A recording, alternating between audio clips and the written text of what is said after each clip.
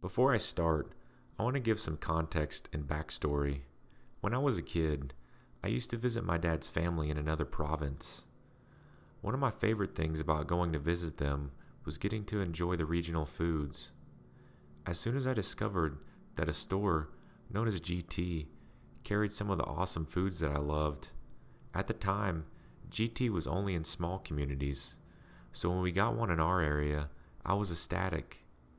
It had been a long time since my family had been back to the other province, and I was craving some sugar pie. The GT was built in an older area of my community, so there was a lot more rundown buildings and higher crime rate. There's a lot of boarding houses around, and the plaza that housed the GT reflected it. My dad and I decided that we were going to go to the GT and get some sugar pies. We get our items and we're heading back to our car when we see a commotion come close to us. People by the cart return are visibly uncomfortable and there are carts shoved in front. My dad watches me leaning against the car as I return the cart. As I near closer, I understand why people are scared. There is a man hanging off the bars of the cart return. His face looks like it's bleeding with blood trailing down his chin onto his blood-spattered white shirt. He is smearing bloody handprints on the bars. An older woman, standing farther away from me, makes eye contact with me as she ditches her cart close to her car. This bleeding guy is on the right side of the return, so I stayed towards the left. I'm watching him bite his hands and arms, breaking the skin, and drinking his own blood. He's also making strange moans and lunging at unsuspecting people as they are walking by. I keep my eyes on him as I retreat towards my dad. We both get in the car and I tell him what was going on. Just at that moment, he starts screaming at the people, trying to return their carts and trying to grab them with his bloody hands. He looks deranged, and people are screaming, trying to get away from him. My dad is a good guy, and he was worried that he would hurt someone, so we stay and keep an eye on the situation. After biting himself again and leaving a bloody handprint on the car door, he bolts towards the GT, leaving a trail of blood on the ground. My dad orders me out of the car, and we start walking towards the GT. Inside, we watch the man and follow the path of blood. I continue to follow as my dad tells the first employee he sees what's going on. They decide not to raise any alarms in the hopes that they don't spook him. I watch as he is sneaking behind the aisles and looking around suspiciously with shifty eyes. My dad catches up as we watch him hesitate at the back employee's door. He leaves another bloody handprint as he pushes it and sneaks back. The manager finds us, along with the original employee, and my dad explains everything. He points at the handprint, and the manager springs into action. He gets the original employee my dad spoke to call 911. He gets one of the stock boys to put signs, the signs warning the floor is wet, warning about the blood trails, and gets a few workers from the aisles to follow him back to locate the bloody guy. My dad and I hang around just in case there's a problem, but we end up leaving when the cops screech into the parking lot. I'm not sure what happened to him, but I hope that he was able to get the help that he needed and that no one was hurt in the process.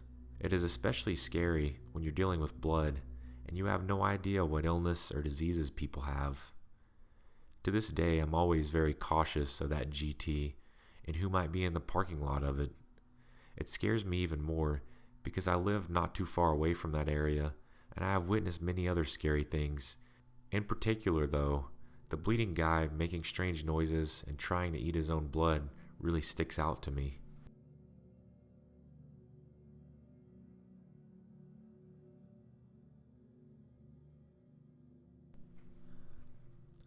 This actually happened to me, I believe a year ago, 2 at the most.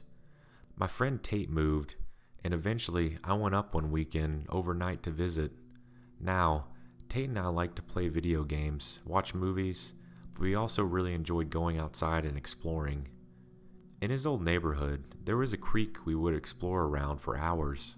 So the next morning we woke up and I asked him if there was anything like that around here, So about a mile or so from his house is a 7-Eleven, and adjacent to it is a huge field that leads into the woods. We got some drinks, and once traffic died down, we crossed the street to the field.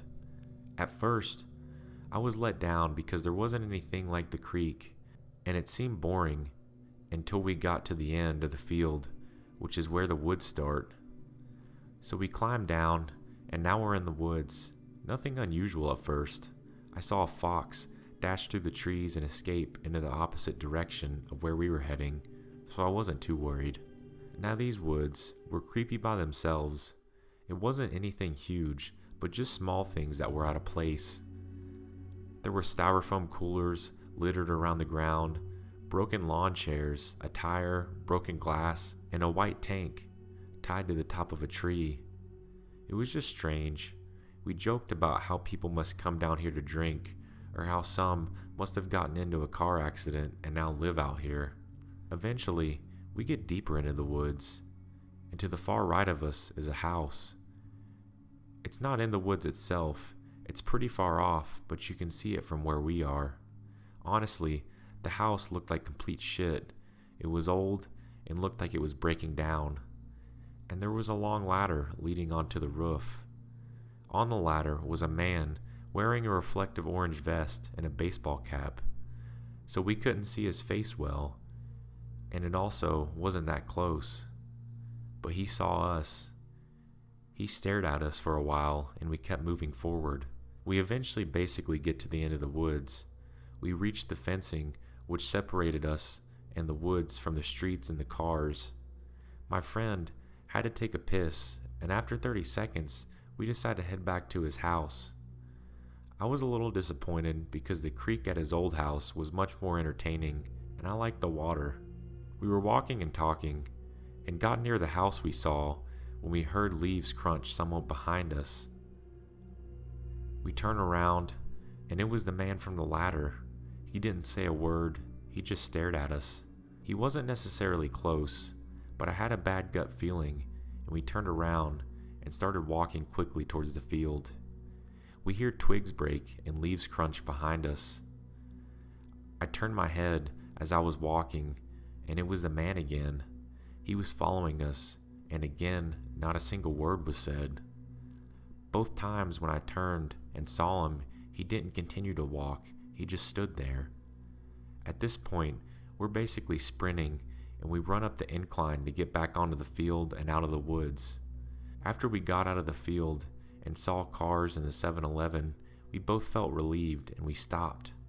I turned around to face the woods, and he was there, right at the end of the woods, staring at us.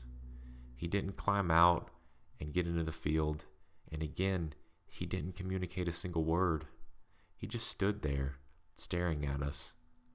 I took a blurry Snapchat video on my phone and thought I saved it, but I can't find it, or else I'd try to upload it. It was far, and I zoomed in, and all I could capture was his blurry face and a baseball cap. To this day, I think about what could have happened in those woods. Tate is a couple years younger than me, and I'm big, but I'm not that strong, and this was a grown man. He definitely could have tried something if he wanted to. For the life of me, I can't figure out what his intentions were. If he was trying to scare us, or if he actually would have hurt us if he would have caught up to us. Instead, all he did was stare.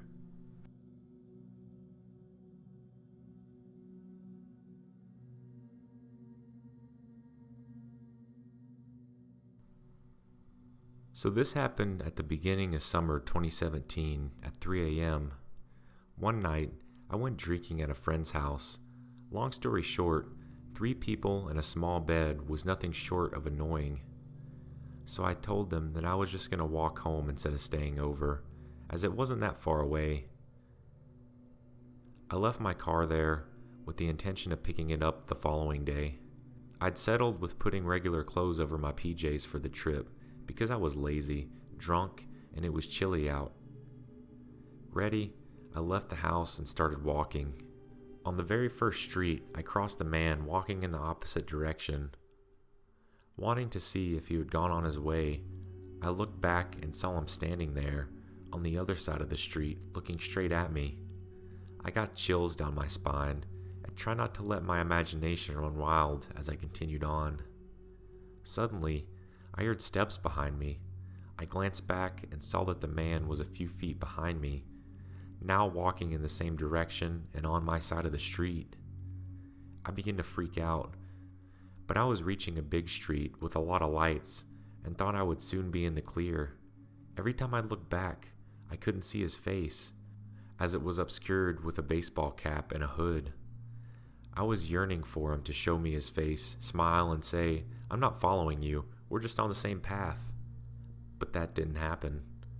Still panicking, I decided to cross the street to gain some distance between us. Because of this, I ultimately had to cross the street again and then pass in front of him to get onto my street. I decided to enter 911 on my phone without actually making the call, just in case. I was still trying to convince myself that he wasn't stalking me. If he were still following me when I got to my street, I'd go through with the call. So I crossed the street again, passing in front of him at a distance, and got to my street.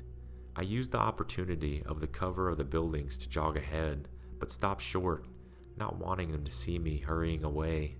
If he'd start chasing me at a run, I would have came out the loser. Again, steps sounded behind me. It was him.